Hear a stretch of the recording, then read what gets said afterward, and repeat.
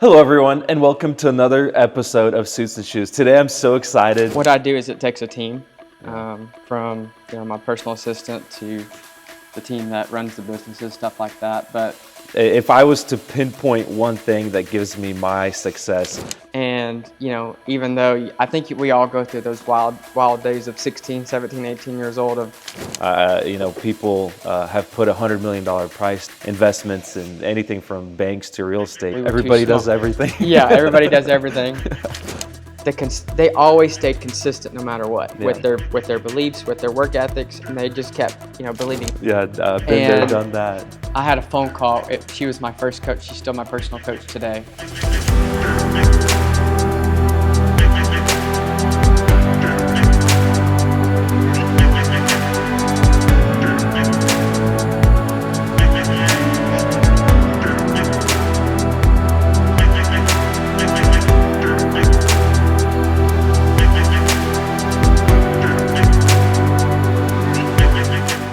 Hello, everyone, and welcome to another episode of Suits and Shoes. Today, I'm so excited to feature one of my close friends and business owners on this podcast, and his name is Colton. Colton has a really unique story. He dropped out of school in the 6th grade and built a company to a multi-million-dollar company. And I'm going to let him share his story. But for starters, Colton, you have so much going on. You flew in from Texas today. You got a family, you got a business, you got faith. What does it take to be Colton?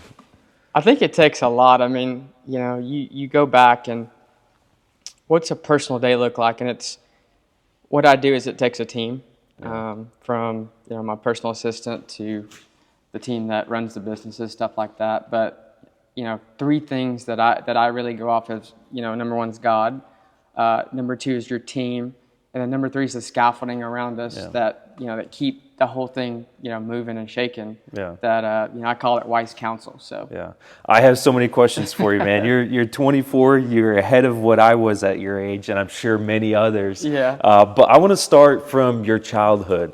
What key things through your childhood were like the pillars or foundation for the success that you have today? I think it goes back to my parents. We grew up on a ranch, and on a ranch, you had a chore. So we were very entrepreneur from the time I remember. Yeah. 10 years old, we got one calf, and then we'd flip the calf every year. We'd get 2, then we'd get 4, then we'd get 10. Yeah. I was 17 and had my first loan at $150,000. Wow. At 17, I had no credit, and it kind of started off with that. But the work ethic that I still remember my dad. When I flew into Fort Smith today, we lived there for a year and a half doing a commercial roof, and that was 10, 15 years ago already. And I just we were 12, 13, 14 years old on commercial roofs. Yeah. I don't know if that's legal or not, but we were tearing off. Did tear-offs. We did hard work. Yeah. Had chores at the house, stuff like that. But it takes a different mindset to have an entrepreneur of what keeps me going every day. Yeah. And it's really interesting from the background to where we are today. Did I think 10 years ago that I'd be here today? Not even close. Yeah. You don't think that I was going to be 24 running 85 employees every day, running 4 different businesses. You don't think of that when you're 16, 17 years old. Yeah. And it just grew fast. It really did. Yeah. I know oftentimes, more so I feel like parents will ask me how my parents raised me, whether or not I got spanked. And I got a lot of those. Yeah. And I think if I was to pinpoint one thing that gives me my success, people have put $100 million price tag on me. I think it's a little inflated, to be honest. But I am very proud of what my team and I have been able to accomplish between investments and anything from banks to real estate to 27 North being the core of everything, and getting nominated as the number 1 RV manufacturer in the U.S. of over 300 RV manufacturers. I can go on and list all the accomplishments, but I think the listeners are fairly familiar with the success that I've had. And so I reflect, what did my parents do that gave me the success I have today? And I think the core of it is my faith and hard work. I think that's so undervalued today. But for us, we started from the moment we could walk. I remember, 4 or 5 years old, we were already in the garden helping my dad Absolutely. all through elementary school. I mean, by the fifth grade, I was cleaning properties with my mom. My mom was a residential home cleaner. There wasn't a day that my parents would let us slack. And I look at that, and it's probably the foundation. And if I was to put my finger on one thing, the reason for our success today is my parents' ability to instill in us the hard work ethics. What is that one thing you feel like in your life that your parents instilled in you that laid the groundwork for your success?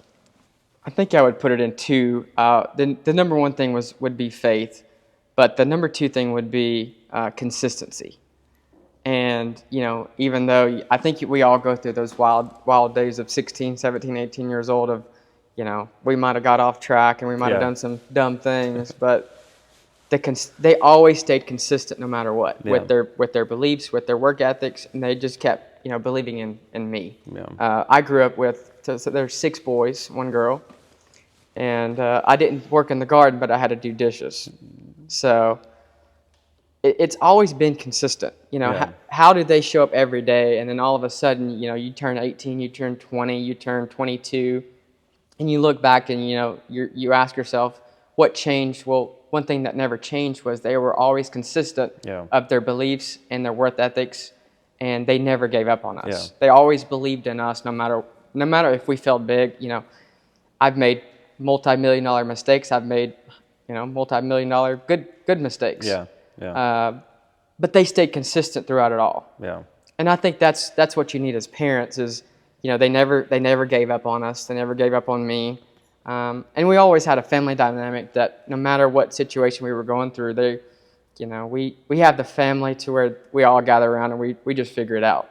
But it's staying consistent, in my opinion, that's what they instilled in me, that I can put one finger down and say, what's that one thing? It would be, no matter throughout it all, they still loved me. They cared about me. They still had faith in me that no matter the outcome, they were going to be consistent no matter what.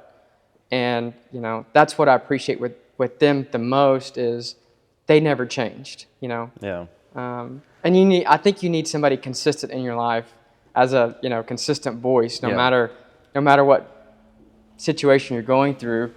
If you have 10 different voices and you're here, who knows what direction you'll go. So that's so powerful. I recently read a study and it highlighted that, there's 3 core reasons or 3 core principles that every successful entrepreneur goes through. And one of the 3, we'll cover all the 3, but one of the 3, I think it was even the first one, stated that every successful entrepreneur had at least one, and sometimes more individuals in their life that loved them unconditionally. Absolutely. Even through the challenging, bankrupt, no one believes in you, low points of their life, but just pouring out unconditional love. And it stated that it's sometimes a spouse, sometimes it's a friend, but a lot of times it was a parent or both parents, like in your case. I know in my life that was my mom. My dad was always on the road truck driver. He was kind of like the pillar, the beacon of faith in our life. But man, my mom, I remember when I got expelled out of college and had to start college all over, she was there supporting me. I remember when I had my rebellious phase. And, 18, 19. I think we all had that. Bad friends, parties. My mom was there supporting, loving unconditionally.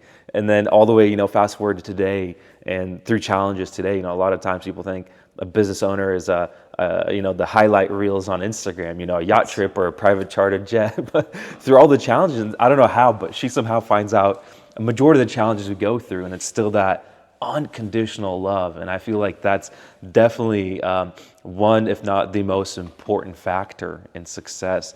The second one that really stood out to me was having someone that was there through a majority of your life, but betrayed you.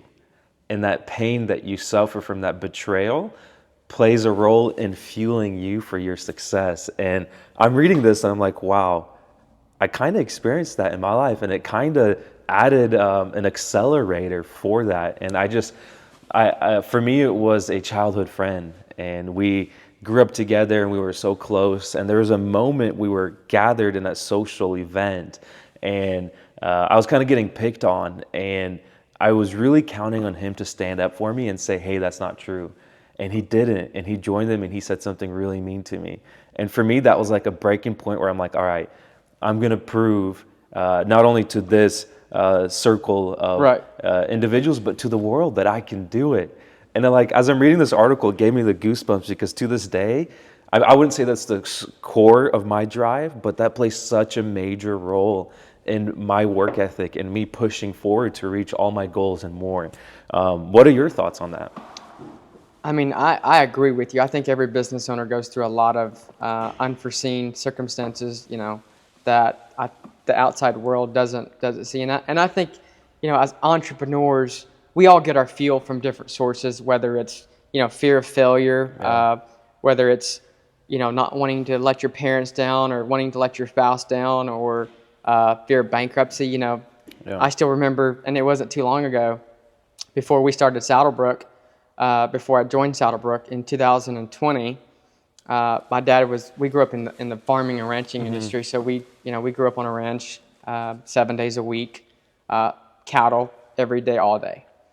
And 2020, when the COVID hit, we had about 15,000 head of cattle that wasn't, that weren't sold, and the market dropped overnight. Wow. And I still remember going through, I was 19 years old at the time, going through that with my dad. I mean, I still remember going back to our financial advisor every week. I'd have to drive him, and I'd have to see him, tears rolling down his eyes, thinking that he's going to lose everything at 50 or 40. I think he was 48 at the time.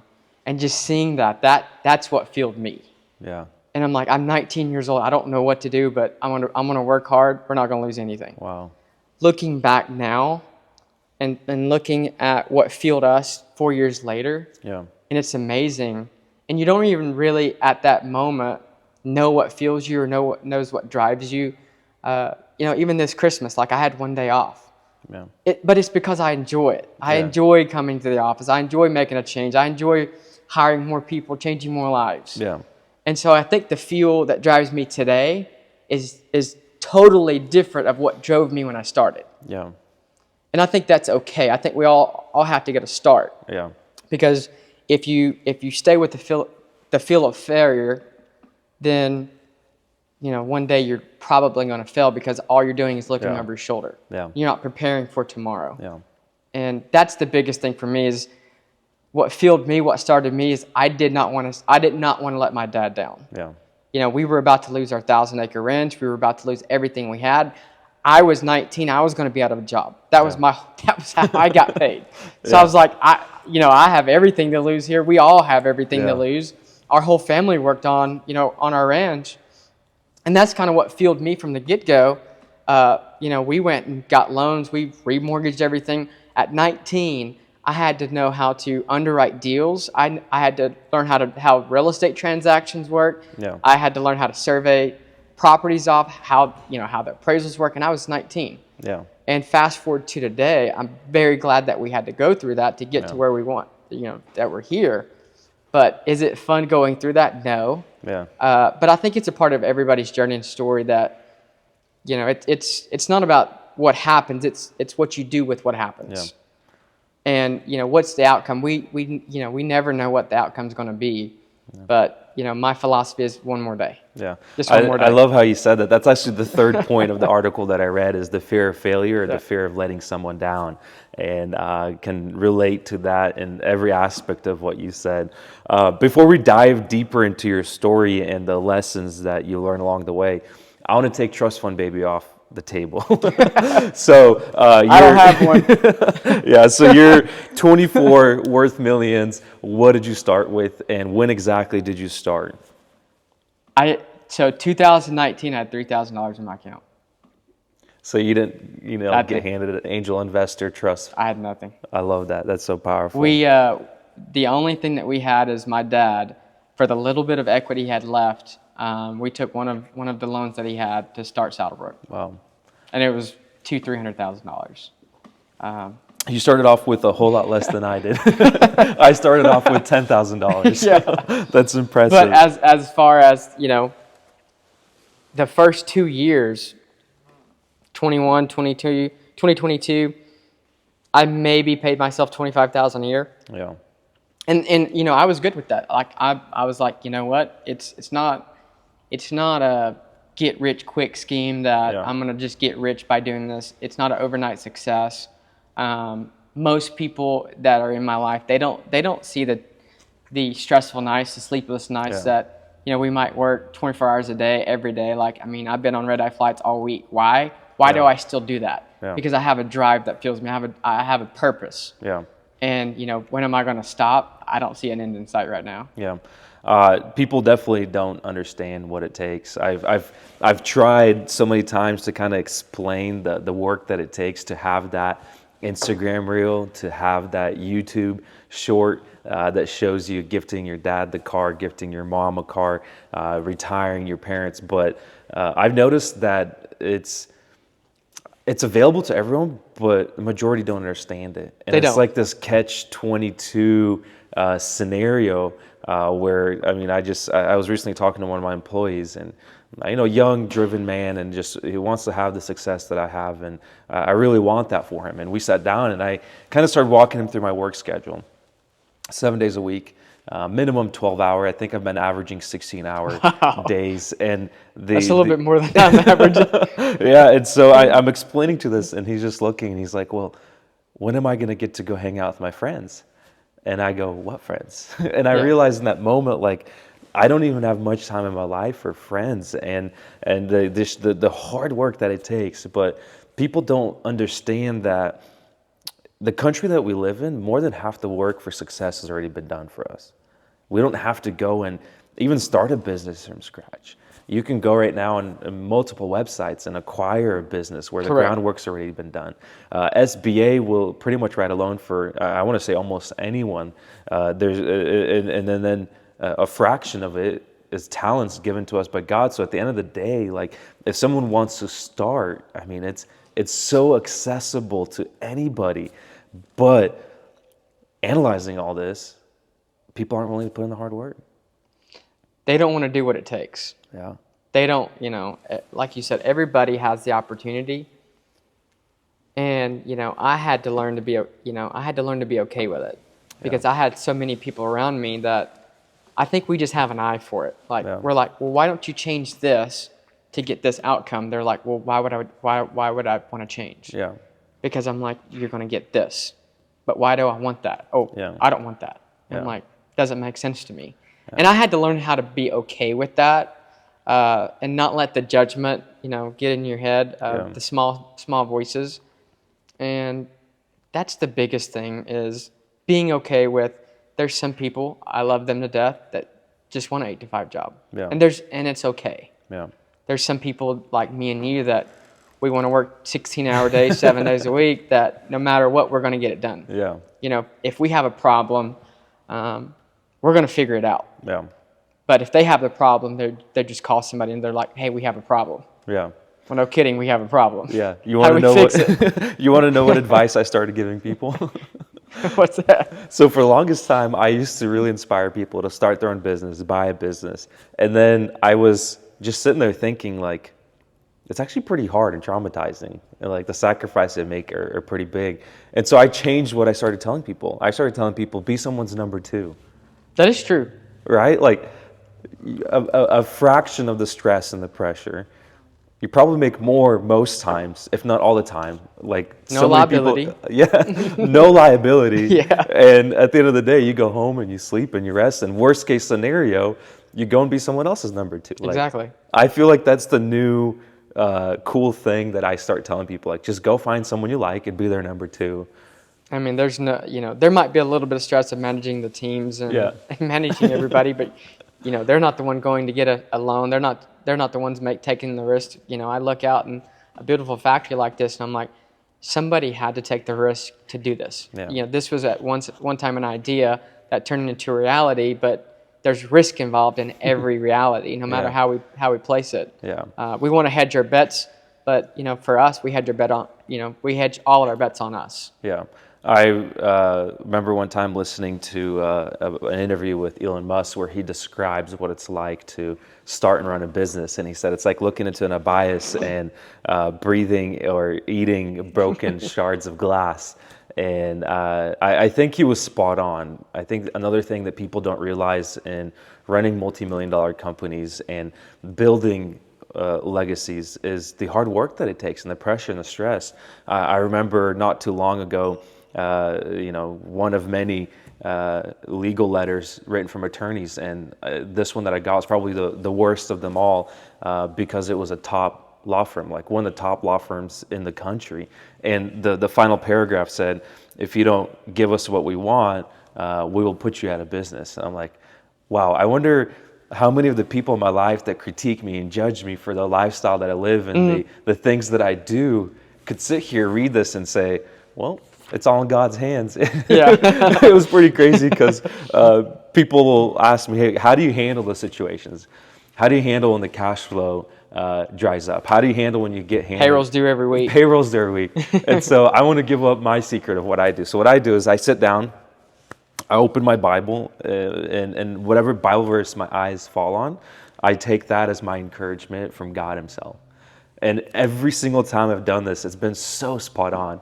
I got it from my grandmother. She's 92, 91 years old now, and she survived a lot. Like there's articles written about her, 4 books now, and she's got an extraordinary journey of her walk with God. And every time she had a difficult situation, she would do that. And I saw in her life how God spoke through the Bible to her. And so with this lawsuit that I got for a LinkedIn post that I made, and in the words of my attorney, I'm at no fault. Right. And I open the Bible and I read the verse, and it says, there's like a verse where God says, "I will deliver you to them in your hand, fear not." And I'm like, wow, this is so powerful. Like, why do I even need attorneys? Yeah. I just have God. What do you do in your life to overcome these stressful situations, from payroll to lawsuits to disgruntled employees and customers, and the list goes on and on and on? I think the first thing is let go and let God. That's my saying is, I have to let go and let God do what he does. Amen. The second thing is 2020, I would say general manager. We didn't have titles back then. Yeah. We were Everybody too small. does everything. Yeah, everybody does everything. Yeah, been there, done that. I had a phone call. She was my first coach. She's still my personal coach today. And she was coached by Zig Ziglar, all of the greats. Wow. And I still remember her first phone call. Now we're in business together. And the biggest thing that has taught me over the last 3.5, 4 years of really building a business is, how do you create the scaffolding around the leadership, which, in my opinion is me, Yeah. I go back to Moses. He couldn't hold his 2 arms up himself, but he had a team around him to hold him up. Wow. So how do I create a team around me that if I'm down, how do I pick myself back up? And it's having a team of leaders and scaffolding around me that really support me. So if I have a legal problem, we have a team for that. If I have a business problem, then we have somebody for that. Yeah. If I have a manufacturing problem, I have someone for that. Logistics, we have somebody for that. And it's everything is, I've been so good at connecting with people that either business mentors, business coaches, people that have been there, done that, that I lean on every single day. And so I feel like I'm not going through it alone anymore. Yeah. Because I have so many, what I call great counsel, that when I lean on something, I can trust that counsel to give me great advice. Yeah. Because they've been there, they've done that, they know what they're talking about. I always go back, I'm only 24. I can't know everything. I didn't go to college, don't have a high school diploma or a GED. How will I know what I need to know? Yeah. By just learning. And the best thing is that I think that I have right now is I'm going through my college education years and I'm getting paid for it. Yeah. That's the beauty of it. Other people my age, they're spending $250,000 to $400,000 on degrees, and here I'm getting paid for my degree while going through it and building a multi-million-dollar business and building teams and building people and learning all of these things that I'm sorry, there's no school that's going to teach you that. Yeah. There's no school, that teaches you negotiation. There's no school that teaches you lawsuits, how to lead people and how to grow your leaders, how to build your leadership team, how to build leaders within leaders. Yeah. So many things that no one will talk about, no one will teach you unless you have the great scaffolding around you. Yeah. To uphold you no matter what happens. Yeah. I've, coming from a very conservative family, I remember the famous proverb my dad would always remind us that a wise king surrounds himself with wise counsel, and the That's true. foolish, spend time with the foolish. I think that is a key in attributing factor to success, is having that team, having that Moses situation. I think it was Aaron and I forget the name of the second individual that held up their arms. What about in the situations I've noticed from personal experience? I'm usually like, very visionary, entrepreneur, like 18 months ahead of my team. Some studies show that CEOs and entrepreneurs are 5 years ahead of their team. How do you bridge the gap between where you want to be and where you are to where it makes it attainable for your team? It's being a really, really great vision caster, and getting, your first thing that I do is, first of all, is it actually attainable and what do we need? But, how do I bring my team on board, and get, expectations versus agreements? Yeah. If I expect them to agree to it, then, that's failure at first sight. How do you get from expectation to agreement? But the other thing is, do I bring my leadership team of where we want to go in 5 years? Maybe not. Maybe I drop them something, or maybe, hey, we want to go here, but do I say, here's the next 5-year plan? No. Yeah. We do the 90-day rocks, and I think it's really important. Human brains, I don't believe can, mine can, but leaders, they need to focus on 90 days, 120 days, 12 months. And, you want them to know where you're going in 5 years. Yeah. That creates buy-in from your team, of course. But are they focusing on it every day of like, okay, we want to be 150 million in 5 years. Yeah. Well, we're down here. That seems unattainable today with the infrastructure that we have. Yeah.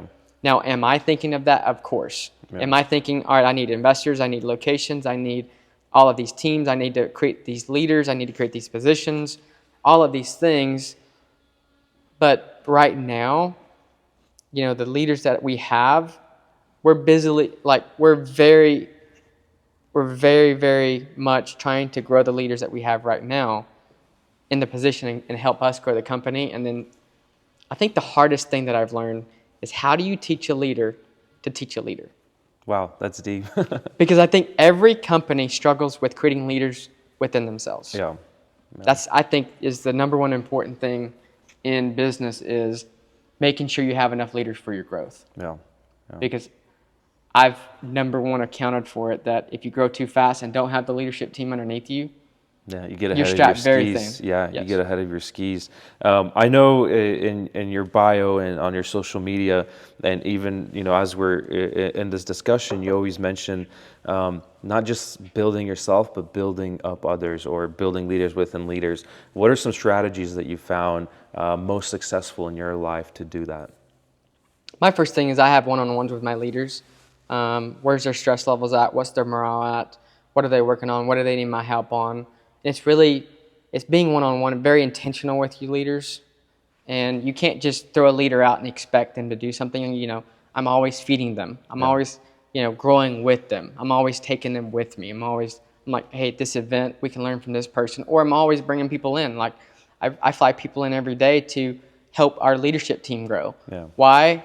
Because I believe investing in our people.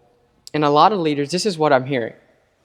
A lot of leaders, they're like, well, I don't want to spend $15,000 to grow that person, because what if they leave? Yeah. I always ask them back, what if they stay? Yeah. So if I invest all that time and effort and resources into that person, of course they could leave. Of course they could, go do a different job or start their own business. Yeah. But what if they stay and help you grow? Boom. Then you have exponential growth.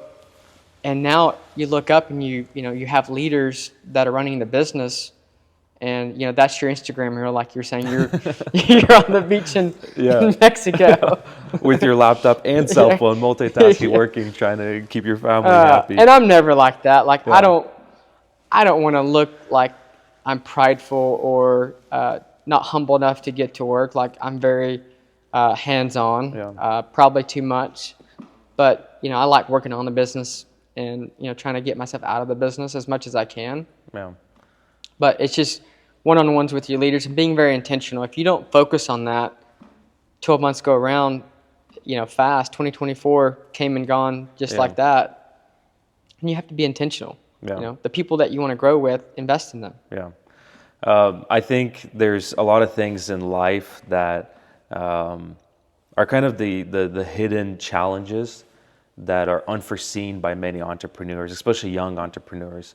I think for me, the most stressful and painful moment that was unforeseen in starting and running a business was people trying to sue you. I still remember the first time someone tried to sue me, and just the overwhelming stress it brought into my life, and I was so worried in like full panic mode. And I'll never forget one of my top employees. He's responsible for legal security, and he is a very, very successful individual. And he's like, Pavel, we're not even being shot at. And I'm like, wow, way to silver line it. What do you mean by that? He's like, well, I'm a former vet, and we got at one point used to being shot at. And he's like, this is nothing. And I'm like, from that moment on, every time legal action is taken or spoken of, in my mind, I always silver line it. Hey, we're not being shot at. This is not the end of the world. Yeah. and for me, it became a real example. I've had some serious death threats over the years. Most recent, someone scribbled a note that they're going to blow me and my family up. And, it's I think a part of the journey. But if I had to pick one thing that brings the most stress is these I guess you'd call them legal litigations. On the caveat side, you got guys like Donald Trump's son. He recently posted a tweet where in the last year, I think it was for 2024, he had 260 subpoenas. And I'm like, that's like one per day or so. Yeah, one per business day. One per business day.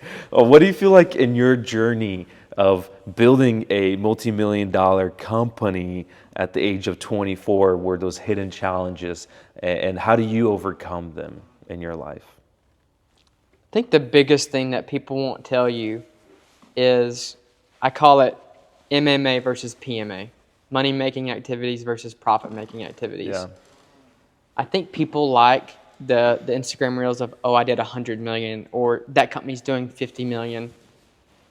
They might not make any profit. And it's not always about the biggest number. It's about the bottom line.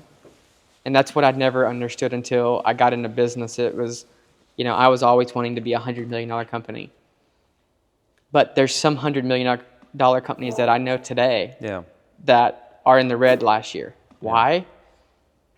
That happens. And I think that's where business leaders and entrepreneurs, they get off track of, I want to hit that big number, but is it actually profitable? I mean, there is cases that 50 million might make you more than 100 if your infrastructure, is not ready for that. Yeah.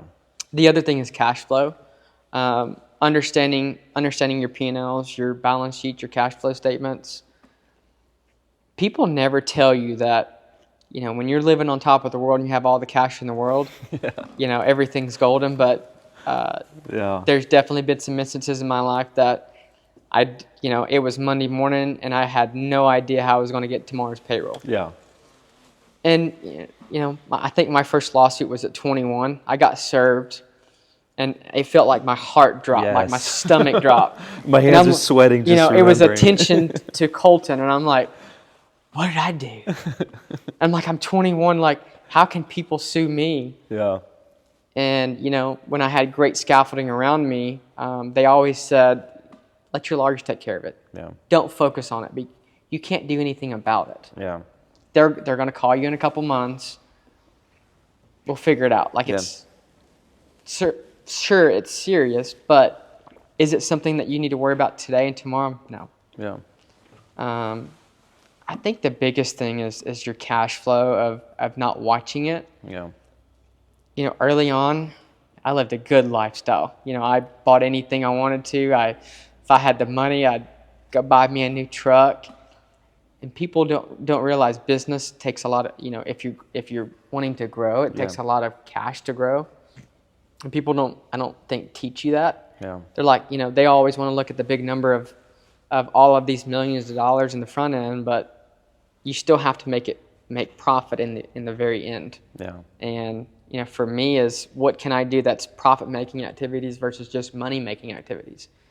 I look out here and I take lessons every time I see this of how you guys have set it up, and I just learn from people of what mistakes that you've made that I pick up on that I'm like, oh, I'm doing that today. Let me go change that today. Yeah. I think that's the best thing that we've learned to adopt is change at the biggest degree. What we're doing today versus what we were doing 4 years ago is totally different. We don't even do what we started with 4 years ago. Yeah. So that's the biggest thing is I think a lot of business owners, they have a set path of, okay, I'm going to get that with this model. Yeah. But if the market doesn't want it and you're too stubborn to change. Yeah.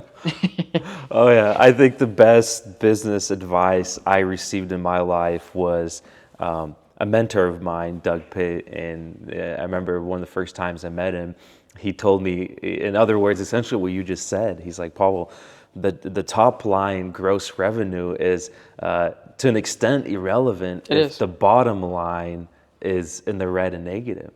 He's like, and he gave an example of a business that had a small top line, but a bottom line that is far superior to a business 10 times the size of that one.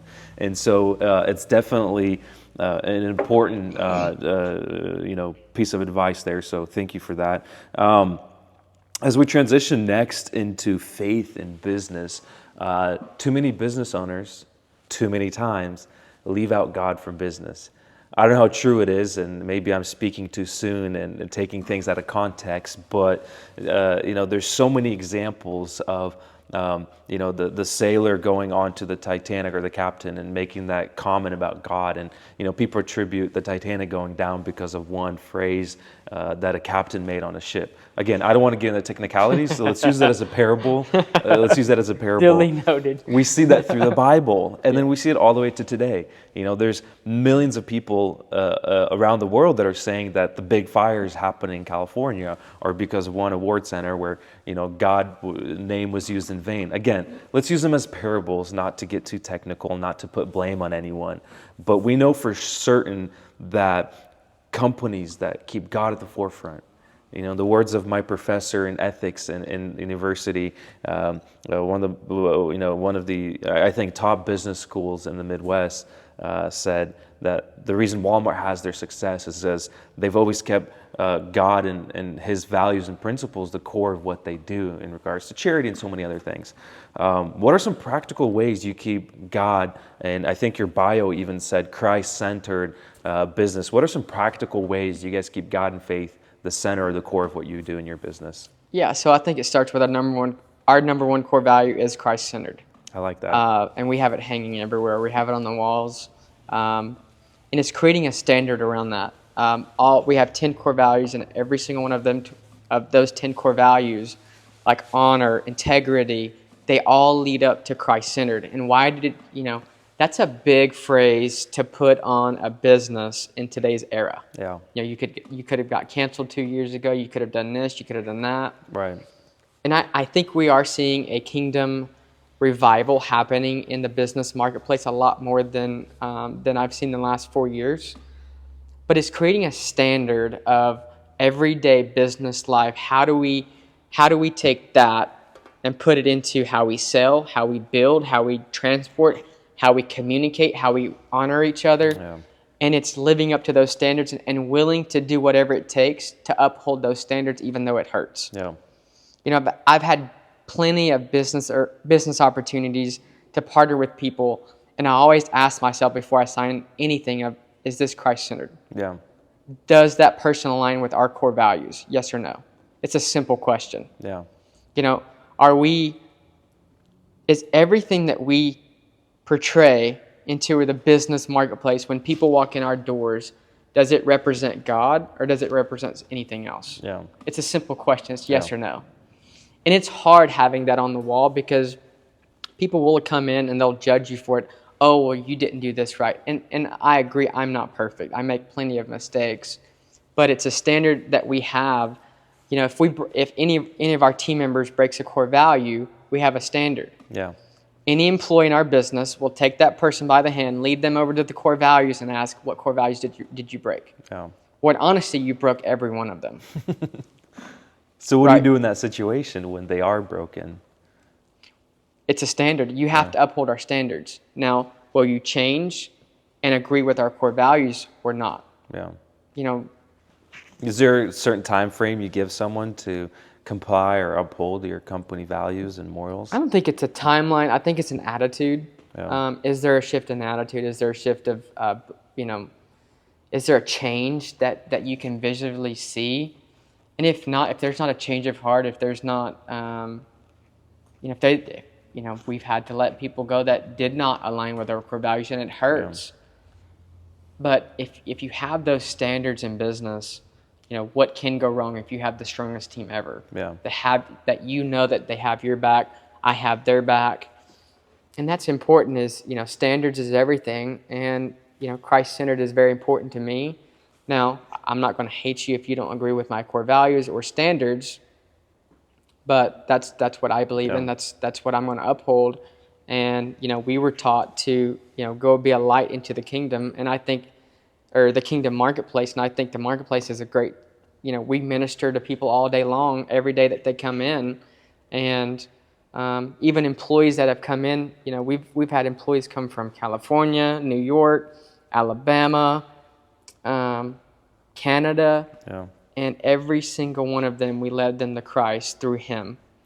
And that's the amazing part, that we didn't even foresee that coming when we picked out our core values 2.5 years ago. We never thought that was going to happen. We never thought that we were going to be a company that led people to Christ through the company. Wow. And they got baptized. We got to be a part of that. That's amazing. So it was an amazing thing that now we're seeing a lot more. There's a lot more people that all of a sudden come out and they're like, we see you, that no matter what you do, you always stick to your core values. And comes to mind, I had an opportunity that someone did me very wrong. Took us for a lot of money that we could have sued them for. Yeah. And I had to ask myself, is that Christ-centered or not? What would Jesus want? And I decided to let it go. Wow, that's powerful. Why? Because I want to set an example. Even though that I'm only 24, I want to set an example for my team, that they can look up to someone that they can follow, that they can trust, that no matter what, I will hold true to our core values. Wow, that's such a powerful example. I really appreciate you sharing that. You've mentioned a few times now cash flow, and people don't understand. I'm very creative when it comes to cash flow. We're gonna dive deeper. We're gonna let's unpackage that a little bit. So, from my experience and personal studies of businesses around the world, I found that startups and scaling companies approximately every 8 months run out of cash. I believe that. Standard companies or average companies, meaning between 10 and 100 million, it's approximately every 3 years. It's almost like an unforeseeable cash cycle where you run out of cash. And I'll never forget the first time I ran out of cash. It was years ago. We were probably less than a year into our business. And, we had over 10 employees then, payroll coming up, holiday season, so many pieces, just setting the stage of everything going on. And I find out we're out of cash. And I remember I just sit down on the ground, I take the trash can, I give it a nice hug, and I try to throw up, and I can't throw up, and I realize, wow, I haven't eaten in days. And in that moment, I'm like, I don't know what to do. And I remember the words of a song that my sisters used to listen to all the time, where the artist sings, "Jesus, take the wheel." In that moment in my mind, I'm just like, Jesus, take the wheel. I don't know what else to do. Yeah. And it was such an emotional and stressful situation. But I just got this supernatural peace. And I'm like, wow, I think Jesus just took the wheel of my company. And I'm like, I'm going back to work. And I go back to work and I'm doing my job, my duties. And literally that same day, we had a customer call in, say, hey, New Year's is coming up. I want to make a purchase before the year's out. I want this and this product. I'm ready to make a payment. We draft the paperwork. The following morning, his wire transfer of $300,000 comes through. And for a small and agile company, that was a game changer. That was like months of cash flow for us. What does one do? What does one do when they run out of cash? I would say weekly have people reach out to me for a shark loan or a bridge loan. And, so many times it's hard to say, hey, I follow the same process that a bank does. Right. Here's an application, fill it out. It's a 45-day turnaround. And most times they don't respond. What can a business owner, especially a younger business or a younger business owner, do when they run out of cash? I've been known to be very creative when it comes to cash.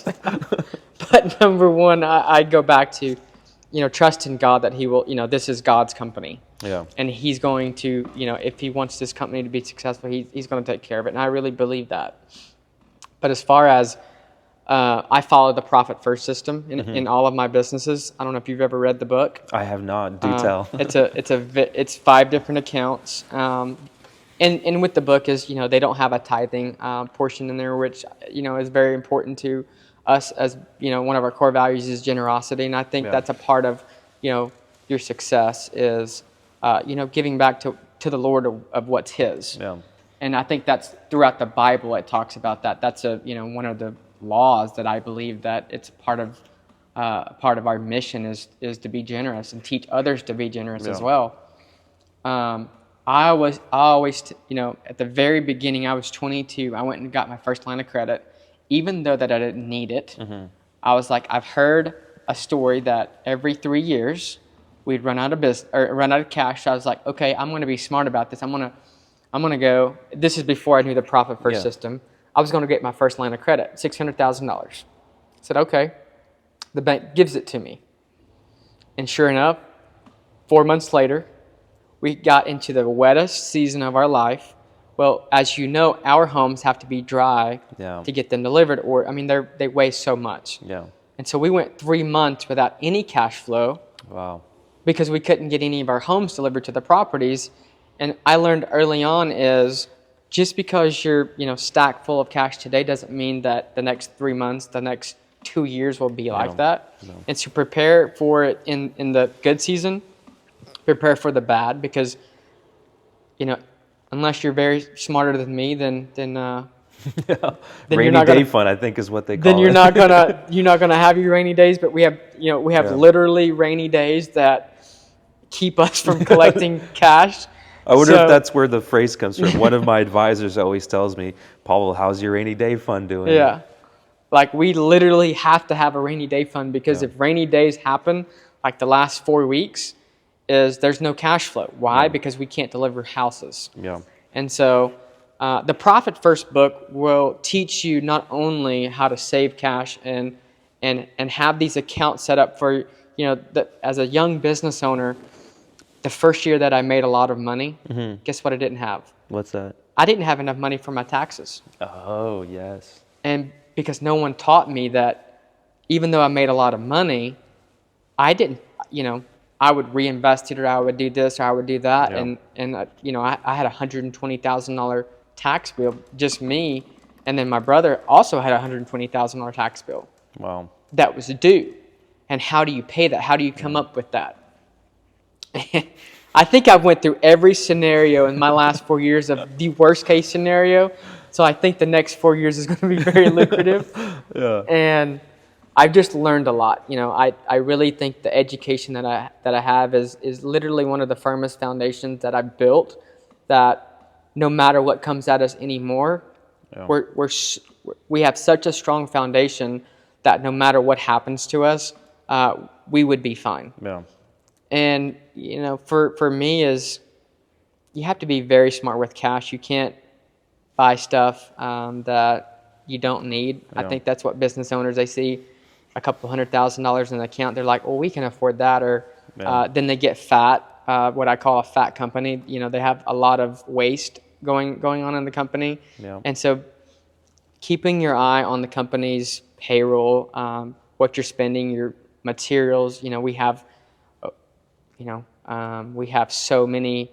I think we have 706 SKUs that we're, every day that we're buying, and it's paying attention to all of that, knowing to read your numbers, knowing accounting. Yeah. But the biggest thing that saved me, I'm going to be honest, is lines of credit that I got when we were very healthy. That when you need cash, you're so frantic that the banks will see it, that your lenders will see it. You said that there's so many people come, and what they didn't anticipate is the rainy days. Yeah. And so I always, my attorney always says, Colton, prepare for the worst case scenario in every scenario. Yeah. Patrick Bet David, I love him to death. He says 50% paranoid, 50%, like the whole world would give you everything you need. And I'm always 50% paranoid that somebody's trying to take me out, no matter what. And that's just, ever since I heard Patrick Bet David say that, I'm always 50% paranoid of everything that I do. Yeah. Worst case scenario, what would happen? Yeah. Running it through your head, running every situation. Oftentimes I assess myself based on how strong am I planning for worst case, and how strong am I in regards to pursuing my dreams and not allowing, those fears in the worst case impacting the two. So it's a constant balance between the two. Let's transition into the final section, family. We've covered business, we've covered faith, we've covered, even cash flow and what to do when you're out of cash. I want to talk about family. You have, first of all, a beautiful family. Thank you. Colton spelt with a K. Is that Irish? What are the origins there? German. Yes. I was we can speak Dutch. I love it. German roots. As an entrepreneur, especially young, I'm assuming you got married recently. Fiance, so recently not even engaged. married. So it's all ahead of you. May 23rd. May 23rd. Well, early congratulations Thank you. to you. How do you balance family amongst everything we just talked about? I think the biggest thing is having them on board, of having the hard conversations. I still remember with my fiance Courtney that, sitting down, we've been going on 3.5 years, and just saying, hey, this is what it takes. Yeah. Are you willing to go through that with me? And having, I call her a queen, of having her by my side, of supporting everything that I do. Yeah. If I still believe the phrase "happy wife, happy life," very much. And so, but she's so supportive in everything that I do. Like up here, like we're gone for a day and a half. And I think that's the number one thing that business owners need, is your support staff behind the scenes. And, the other thing is, we're a family business. We all work in the same business. We all have the same goals. We all have the same purpose. We all have the same mission. And no matter what, we strive for one goal. And that is to, number one is to glorify God in everything that we do. Yeah. And that's what keeps us from killing each other, I think, every day. I mean, there's a 28-year-old that's the leader of our sales team. Kyler's 25. Travis is 20. Trace is 18. And so we're building a business that's so strong, built on family, that it's built on our last name. Yeah. That's the only thing that we have. And it's having that conversation with your family and saying, that is my last name. And we are going to do everything that we can to protect our last name, no matter what it takes. Our last name is the one that's important. And, having integrity, always doing the right things, always being the light that people need. And we just have a great support team. And I call our whole company a family. Like, we go to church together. We celebrate together. We have birthdays together. We have, we go to July 4th together. Wow. So it's creating a family environment that no matter what, that's all we have. At the end of the day, it's family. And how do you balance all of that? It's creating the small wins and celebrating when you can. Is every day an easy day? No. Do we all get along every day? No, of course not. We're not a perfect family. You should see our Christmas table. We're talking business, we're talking finance, we're talking, on the way up here that we're buying 800 acres. We're doing this, we're doing that. So that's just our lifestyle. That's how we grew up. Yeah.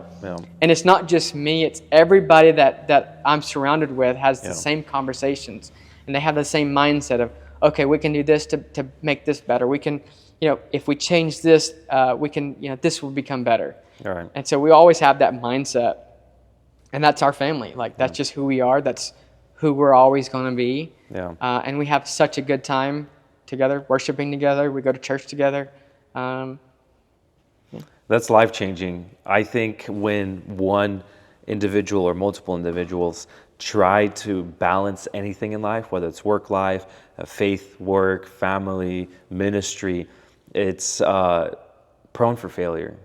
It's like you're setting yourself up for failure. And what I like to envision myself is, what is balance? The word balance, it means to, in my words, to perfectly offset one thing from another. And if you take anything and just try to balance something on your finger, like take a book or a basketball or anything and try to balance it on your finger, it's so challenging. It's so hard. Why do that? Why not take the book and read it? Why not take the basketball and play with it? And in my life, I found what really helps me is family, work, harmony. So similar to an orchestra, when you take any single individual instrument and you try to play it on its own, it sounds all right, Right. But try to play one instrument and another instrument at the same time. Now it sounds really bad. And so for me, I've noticed anyone in life who tries to balance things is like playing two instruments at the same time. You have to find a way to harmonize it.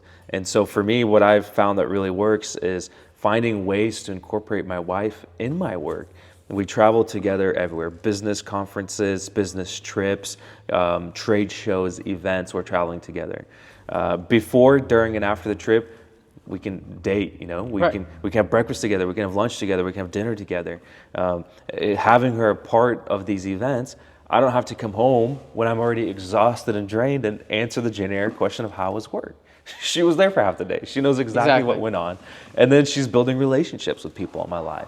And so you quickly see that it's no longer trying to juggle or balance, it's harmonized. It's harmonized into one.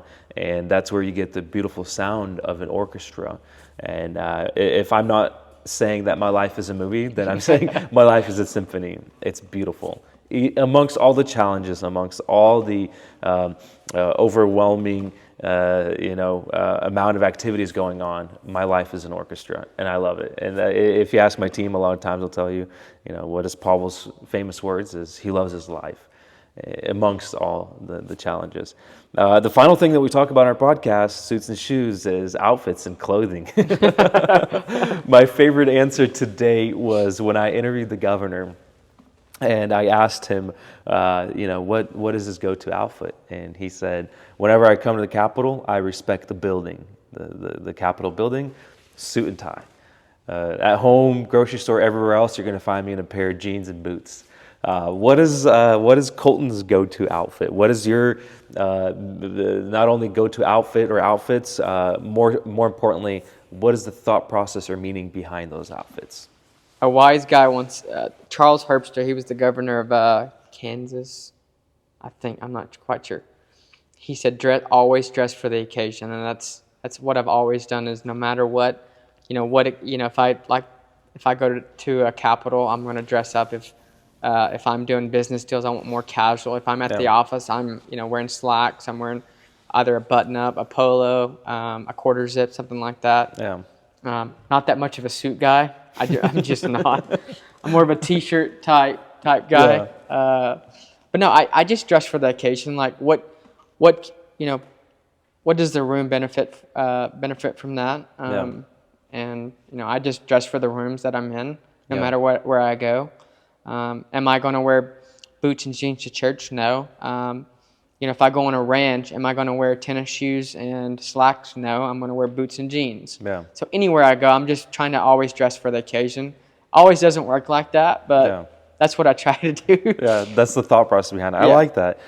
Do you ever see yourself transitioning into this modern day clothing style? And just to give the listeners some context, I'm talking about the torn jeans, tank top, red, white, blue, pink, rainbow shirts. And I'm more of a business casual. Yeah. What if business? I mean, I'm looking at some of these successful CEOs more so from, I'm just going to say it the way it is, areas like California, and you see people walking in. I was kind of struck. I recently had a banker visit, a very successful banker, and Right. he's dressed like, I would imagine like if my wife somehow found a way to convince me to repaint a room in my house, I'd put on some dirty old clothes and go. And he walks in dressed like that. I'm like, whoa, what is happening to our society? What are your thoughts on that? Do you see yourself transitioning to that, or? I don't think so. I'm always trying to business class. I like the feel of it. Yeah. I'm just not into that. I'm kind of an old soul. Yeah. Goes back. I don't have to be trendy or modern or Yeah. whatever. I always go back to just be you. Well. Whatever fits you. You always have a type, and be you. Don't try to please anyone else. And I think people dress for other people's opinions, and that's what I had to learn early on is nobody but God's opinion matters anyway. So Amen. no matter what I do, no matter what I dress for, no matter how I look, Well. I want to appease him, and that's it. And that's Yeah. my main goal. Yeah. I'm not trying to appease a California governor, a banker, nothing like that. I don't have to dress like them to be successful. I don't have to dress like them to be anything. Yeah. I'm just going to be me. Yeah. And not be ashamed to say so. Yeah, that's so true. I remember through high school was my kind of exploration phase where, I went through the whole, what is it like dressing up, and I went through the, overspending on Hollister shirts and other brands, and I just remember feeling this emptiness inside. And finally, by freshman year of college, I made myself a promise that, God, if you bless me, I'm going to work so hard up until the day where I can wear whatever I want and not worry about what people think about me. Funny story. It might be a little high ego of me to share it, but I had a situation. Someone came up to me and is like, "Paulo, you dress like an old man." I'm like, "Yeah, you want to know what my outfit costs? Because a lot of times, the young people come up, hey, what is your drip worth?"